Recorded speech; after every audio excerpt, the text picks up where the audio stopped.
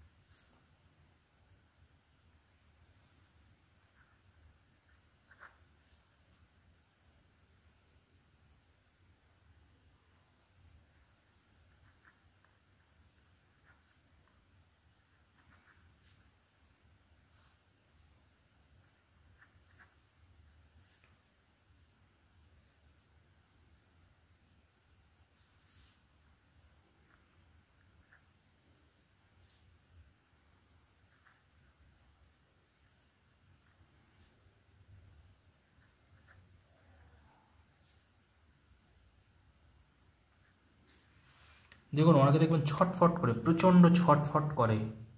দেখুন, যারা ছটফট করে তারা কাজ করতে পারে না, সবসময় মনে রাখবেন।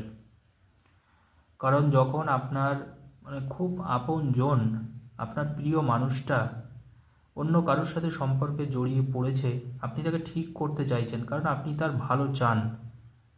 আপনি চান সেই মানুষটার ভালো হোক, আপনার কাছের মানুষের যাতে কোনো ক্ষতি না হয়, তার জন্যেই তো আপনি চেষ্টা করছেন। আমি অনেক মানুষকে দেখেছি ভীষণ ছটফট করে, ভীষণ ছটফট, খুব তাড়াহুড়ো। তো দেখুন, তাড়াহুড়ো ছটফট কথাটা এই জন্যই বললাম, মানে তারা এই যে ছোট একটু ভিডিও এটা দেখতেও চায় না। কিছুটা দেখলো কিন্তু আবার তাদের সম্পর্কটা রাখতেও চাইবে না। তারা এইভাবে কিন্তু 6 মাস ধরে ঘোরে। কারণ এক ভদ্রলোক আমাকে বললেন, গুরুজি জানেন আপনার ভিডিও আমি অনেক দিন থেকে দেখি, আমি কিছু কিছু অ্যাপ্লাইও করেছি, কিছু কিছু কাজ পেয়েছি, কিছু কিছু কাজ পাইনি আমি। তো তখন আমি বললাম আপনি কি ভালোভাবে দেখতেন? বললো না, আমি এত মাথায় ওই চিন্তাটা আমার মানে যেত যে আমি ঠিকঠাকভাবে আপনার ভিডিও খুব একটা দেখতে পেতাম না, মানে ওই দেখতাম মানে মানে না দেখারই মতন আর কি। তো আমি চাই যে আপনারা পুরো শেষ পর্যন্ত ভিডিও দেখুন এবং আপনারা 100তে 100 উপকার পান। 1% বেশি ছাড়া যেন 1% কম না হয়। তো দেখুন, একটু কষ্ট আপনাকে করতেই হবে, কারণ জানবেন কষ্ট না করলে কেউ কোনো জিনিস পায় না। এটা সত্যি, এটা কিন্তু সত্যি, এটা কিন্তু মিথ্যে নয়। তো দেখুন, আমি এখানে একটা মন্ত্র আপনারা দেখতে পাচ্ছেন, বিল্লপত্র রসং গ্রাহ্যং হরিতালং মনোশীলাম। দেখতেই পাচ্ছেন, বিল্লপত্র রসং গ্রাহ্যং হরিতালং মনোশীলাম। আপনাকে যেটা করতে হবে সেটা হচ্ছে একটা বেলপাতা নিতে হবে, খুব সোজা পাওয়াটা। একটা বেলপাতার মধ্যে আমরা প্রত্যেকেই জানি 3টে করে পাতা থাকে একটা বেলপাতায়। ওই বেলপাতায় নিয়ে যে দুজনের মধ্যে আপনি সম্পর্কটা ভাঙতে চাইছেন বা নষ্ট করতে চাইছেন, একদম কারেন্টের মতন কাজ হবে যদি এটা আপনি করতে পারেন। ওই বেলপাতায় 3টে পাতার উপরে আপনি যে দুজনের মধ্যে সম্পর্ক ভাঙতে চাইছেন সেই দুজনের নামটা লিখে দিন। আপনার আর কোনো কাজ নেই। তাহলে যে দুজনের মধ্যে সম্পর্ক ভাঙতে চাইছেন প্রত্যেকটা বেলপাতার উপরে সেই দুজনের নামটা লাল কালির কলম দিয়ে আস্তে আস্তে করে আপনি লিখুন, তাড়াহুড়োর কিছুই নেই। বেলপাতায় নাম লেখার পরে 3টে পাতার উপরেই ওই বেলপাতাটা আপনার হাতে রাখবেন। হাতে রাখার পরে এই মন্ত্রটা আপনি দেখে দেখে পড়বেন, বিল্লপত্র রসং গ্রাহ্যং হরিতালং মনোশীলাম। বিল্লপত্র রসং গ্রাহ্যং হরিতালং মনোশীলাম।